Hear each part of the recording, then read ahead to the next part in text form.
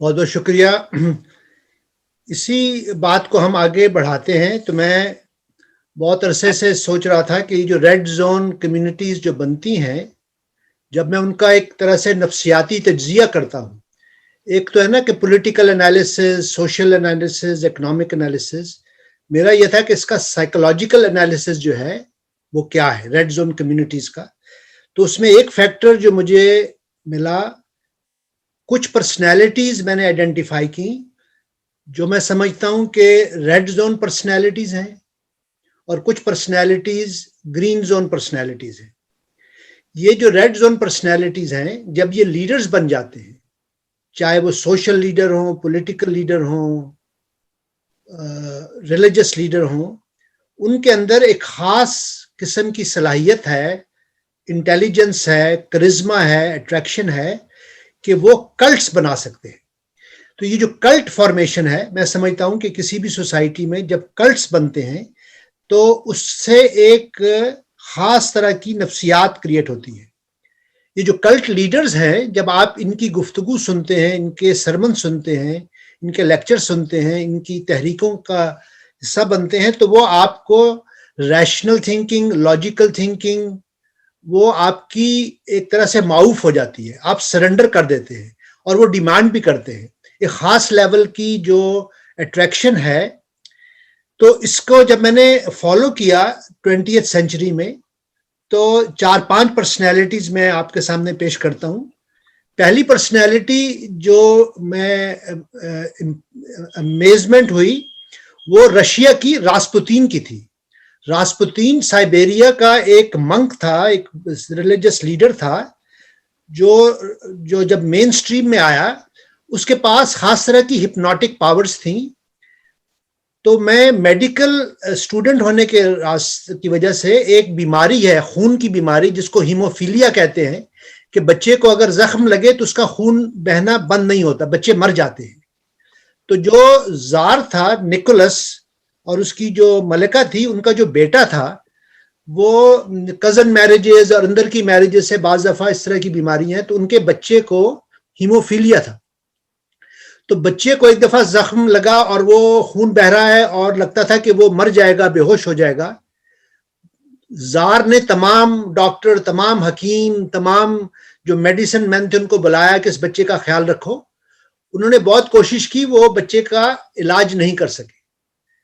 ملکہ کی جو ملازمہ تھی، اس نے کہا کہ ایک پادری ہے، اس کا نام گریگری راسپوتین ہے، وہ بہت ماہر ہے، وہ اس بچے کا خیال علاج کر سکتا ہے. تو گریگری راسپوتین کو بلایا گیا. اس نے پہلے کہا کہ تمام ڈاکٹر، تمام حکیم، تمام میڈیسن مین نکل جائے، مجھے اکیلا چھوڑ دے بچے کے ساتھ. اس کو بچے کے ساتھ اکیلا چھوڑ دیا گیا. اور جب 45 منٹ کے بعد وہ سب واپس آئے تو وہ بچہ بیٹھا تھا، کھیل رہا تھا، اور راسپوتین کے ساتھ ہنس کے، مسکرا کے وہ پلے فل ایکٹیویٹی میں مصروف تھا. تو یہ ایک طرح سے میریکولس جو ہیلنگ ہوئی. تو ملکہ جو کہ ماں تھی، وہ راسپوتین سے بہت امپریس ہو گئی. اس کے بعد چونکہ یہ بیماری آن گوئنگ تھی، تو راسپوتین کا آنا جانا رہا، حتیٰ کہ اس نے زار کی حکومت کو اثر انداز کیا. بعض لوگوں کا یہاں تک خیال ہے کہ اس نے جو مشورے دیے بادشاہ کو وہ غلط تھے، اور بعض کا تو یہ کہنا ہے کہ جو رشین ریولوشن آیا ہے کہ if there was no Rasputin there would have been no Lenin. تو کہنے کا مطلب یہ کہ اس شخص میں کوئی ایسی کرزمیٹک کوالٹیز تھیں. شہر میں بہت سے لوگ اس سے جیلس ہو گئے، حتیٰ کہ اس کو مارنے کی، زہر دینے کے کئی طریقے کیے، اس کو زہر پلایا گیا، لیکن وہ فار سم ریزن نہیں مرا. فائنلی وہ ایک دفعہ بھاگ رہا تھا کہ وہ گر گیا، اور وہ ایک پونڈ تھا پانی کا، اس میں گرا اور وہ ڈراؤننگ سے مرا، زہر سے نہیں مرا.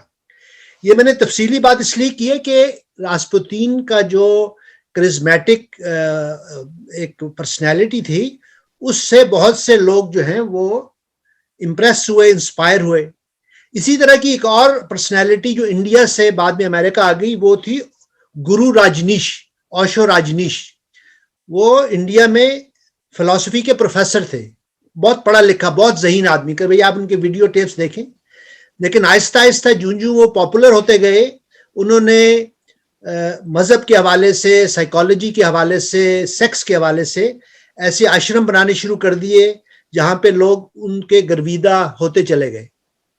انہوں نے ہر اتھارٹی کو چیلنج کیا.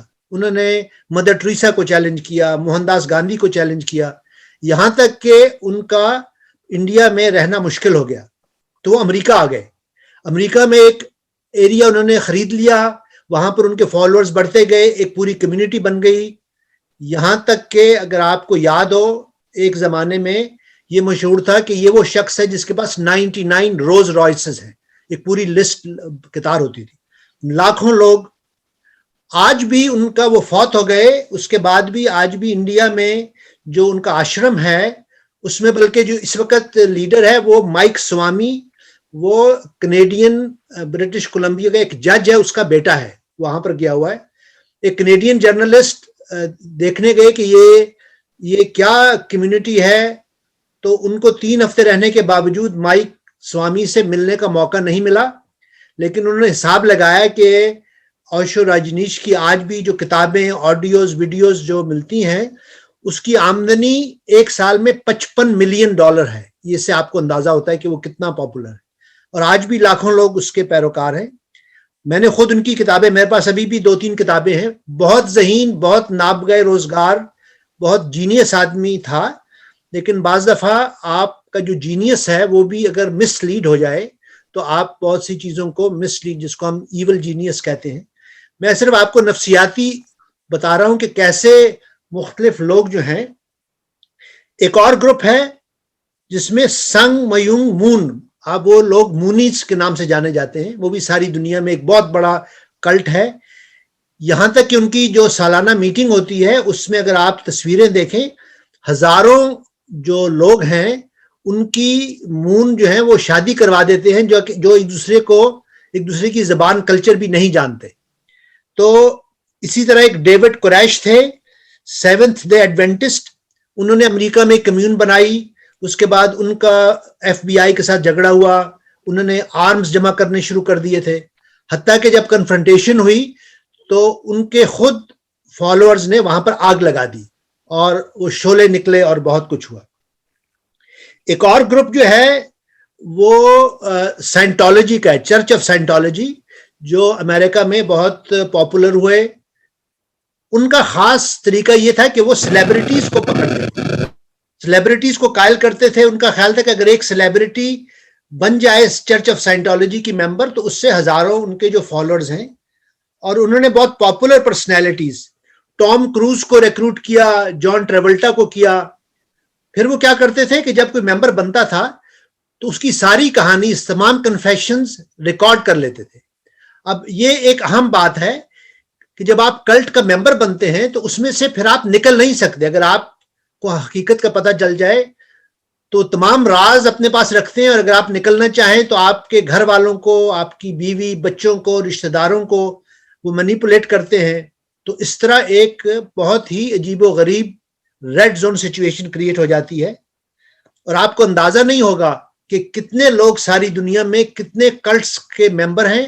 خاموشی سے ان کو آہستہ آہستہ اپنے دوستوں, رشتہ داروں سے سیپریٹ کیا جاتا ہے, آئسولیٹ کیا جاتا ہے, ان کو دور رکھا جاتا ہے تاکہ ان پر کمپلیٹ کنٹرول ہو آرگنائزیشن کا. تو یہ میں نے آپ کو صرف چند مثالیں دی. میں بلکہ سمجھتا ہوں کہ پچھلے امریکن الیکشن میں جو ڈونلڈ ٹرمپ کا رول تھا, ڈونلڈ ٹرمپ کی پرسنالٹی بھی ایک عجیب و غریب پرسنالٹی تھی, جس میں بہت سے لوگ آج بھی جو ہیں وہ اس کے سحر میں ایسے گرفتار ہیں کہ ان کے ساتھ آپ کوئی ریشنل, کوئی لاجیکل, کوئی انالیٹیکل, کوئی کریٹیکل بات چیت نہیں کر سکتے. تو کہنے کا مطلب یہ ہے کہ ایک پرسنالٹی ایسی جو کلٹش پرسنالٹی ہے وہ لوگوں کے اعصاب پر سوار ہو جاتی ہے, وہ ان کی جو کریٹیکل تھنکنگ ہے اس کو معاف کر دیتی ہے, وہ کسی حوالے سے سرنڈر کر دیتے ہیں, اور ایک دفعہ اس گروپ کا حصہ بن جائیں تو وہ اس سے پھر نکلنا ان کے لیے بہت مشکل ہو جاتا ہے. اب اس کے مقابلے میں جو گرین زون لیڈرز ہیں, میں 2-4 مثالیں وہ دینا چاہتا ہوں تاکہ آپ کو اندازہ ہو کہ وہ لیڈرز جو گرین زون لیڈرز ہیں وہ گرین زون کمیونٹی میں کیسے وہ اضافہ کرتے ہیں. جب ہم نے کہا کہ کیسے ایک فرد کر سکتا ہے, پاکستان کی اگر مثال دوں تو اگر آپ عبدالسر ایدی کو دیکھیں تو انہوں نے بہت ہی ہمبل بگننگز تھی، لیکن آہستہ آہستہ انہوں نے ایک کمیونٹی بنائی، ایک فالوورز بنائے. ان کی جو کراچی میں جو پوزیشن تھی وہ آہستہ آہستہ مستحکم ہوئی، اور یہ ساری جو ایمبولینسز کا سلسلہ جو جال ہے ان کا پازیٹیو طریقے سے انہوں نے کمیونٹی کو سرو کیا اور ایک گروپ بنایا. امریکہ میں مارٹن لوتھر کنگ تھے جنہوں نے سوشل سول رائٹس کی موومنٹ چلائی، بلیکس کے لیے چلائی. اگر ہم بنگلہ دیش جائیں تو آپ کو وہاں محمد یونس ملیں گے جنہوں نے ایک اکنامک پیس کی بات کی، لاکھوں عورتوں کو چھوٹے چھوٹے لونز دیے، مائکرو لونز دیے، گرامین بینک بنایا. اگر ہم ایران جائیں تو وہاں آپ کو شیریں عبادی ملے گی جنہوں نے ہیومن رائٹس سے جو سمر بات کر رہی تھیں، انہوں نے عورتوں کے بچوں کے رائٹس پہ ایران میں بہت کام کیا. ان کو بعد میں نوبل پرائز بھی ملا، بلکہ ان کو نوبل پرائز ملنا بھی ایرانیوں حکومت کے لیے بہت مشکل تھا، ان کو ہضم نہیں ہو رہا تھا، بلکہ بعد میں کسی نے ان کا نوبل پرائز چھین بھی لیا، ان کا جو میڈل تھا. تو میں صرف یہ مثالیں اس طرح دے رہا ہوں کہ گرین زون کمیونٹی میں جو لوگ رائٹرز ہیں، پولیٹیکل ایکٹیوسٹ ہیں، جو سوشل ایکٹیوسٹ ہیں، ان کے لیے جو ٹیم بنانا ہے، اکیلا شخص جو ہے نا وہ بہت مشکل ہوتا ہے. بلیک الک نے کہا کہ کوئی بڑا کام اکیلے نہیں ہو سکتا. تو کسی آرگنائزیشن کا بنانا اور آرگنائزیشن کے ساتھ جڑنا، اس سے آپ کو ایک مورل سپورٹ ملتی ہے. جیسے ہم یہ گرین زون کمیونٹی بنا رہے ہیں، اگر میں اور سمر اور زہرا اکیلے ہوں اور ہمیں کچھ مشکلات ہوں تو ہمارے لیے مشکل صورتحال ہوگی. لیکن جب آپ سب لوگ ہمارے ساتھ ہیں، اس لیے ہم نے گرین زون کمیونٹی بنائی. تو ایک بہت بڑا فائدہ جو گرین زون کمیونٹی کا ہوتا ہے، اس میں آپ ایموشنل ایک دوسرے کو سپورٹ دیتے ہیں، مورل سپورٹ دیتے ہیں. جب آپ کو چیلنجز ہوں تو آپ ان کو شیئر کر سکتے ہیں، اور آپ کو ایک طرح سے وہ جو سپورٹ کی ضرورت ہوتی ہے، جب آپ اتھارٹی کو چیلنج کرتے ہیں، کسی بھی اپریسو، اگریسو، وائلنٹ، پریجوڈسٹ کو چیلنج کرتے ہیں، کسی ریڈ زون لیڈر کو یا کمیونٹی کو، تو آپ کے لیے اپنا گروپ بنانا جو ہے مورل سپورٹ کے لیے ضروری ہے. تو میں سمجھتا ہوں کہ ریڈ زون لیڈر جو ہیں اور وہ ریڈ زون جو کلٹس ہیں، ان کے مقابلے میں وہ لوگ جنہوں نے پیس کا کام کیا، اگر آپ نوبل پیس پرائز کی سپیچز پڑھیں تو اکنامک پیس کی مثال ہوگی محمد یونس، سوشل پیس کی مثال ہوگی مارٹن لوتھر کنگ، اور پولیٹیکل پیس کی ہوگی جہاں پر نیلسن منڈیلا نے ڈی کلارک کے ساتھ اور زولو ٹرائبس کے جو ہے بوٹالیزی کے ساتھ انہوں نے نیگوشیشن کی اور انہوں نے ایک فضا کریٹ کی، اور اس کے لیے جو قربانیاں دیں، جو تحریم کر رہی تھیں. تو جو لوگ انقلابی ہیں وہ چاہے سوشل ریڈ زون کا حصہ ہوں، لیکن ان کی آپ بایوگرافیز پڑھیں، ان کی آپ ڈائریز پڑھیں، ان کے خطوط پڑھیں، وہ اندر سے گرین زون میں ہوتے ہیں. میں سمجھتا ہوں کہ جب میں 85 میں ساؤتھ افریقہ گیا اور میں نے رابن آئلینڈ کی تصویر لی، اس وقت منڈیلا جو تھے وہ جیل میں تھے، وہ 25 سال سے زیادہ جیل میں رہے، لیکن جب وہ نکلے تو وہ ریڈ زون میں نہیں تھے. آپ اگر دیکھیں وہ پھر بھی بڑے پیسفل، گریسفل، وزڈم کے ساتھ تھے. تو باہر ریڈ زون ہونا اور اندر سے گرین زون ہونا، یہ دو مختلف چیزیں ہیں. تو جو گرین زون لوگ ہیں وہ ریڈ زون سی میں بھی اپنا گرین زون آئلینڈ بنا لیتے ہیں اور ایک گروپ بنا لیتے ہیں، جس سے وہ ایک گرین زون جو کام ہے اس کو آگے بڑھاتے چلے جائیں. میں شعیب کی بات سے اتفاق کروں گا کہ میں نے بھی جب ہم سب پہ لکھنا شروع کیا تو پہلا سال بہت مشکل تھا، لوگ بہت گالم گلوچ اور بہت کرسنگ سویرنگ ایسی باتیں ہوئیں، لیکن خاموشی سے میں اپنا کام کرتا رہا. اور اب آپ کو اندازہ ہوگا کہ یا تو وہ چلے گئے یا ان کے اعتراضات کم ہو گئے، اور اب ہم سب پہ بھی ہم نے ایک گرین زون کمیونٹی کریٹ کر لی تاکہ ہم مل کر کام کر سکیں. تو بہرحال میں یہاں چھوڑتا ہوں اس بات کو، تاکہ اگر کوئی سوال وغیرہ ہو تو میرا یہ تھا کہ آپ لوگوں کو گرین زون لیڈرز اور ریڈ زون لیڈرز کے حوالے سے ان کا کچھ نفسیاتی تجزیہ آپ کے سامنے پیش کر سکوں. تو واپس سمر اشتیاق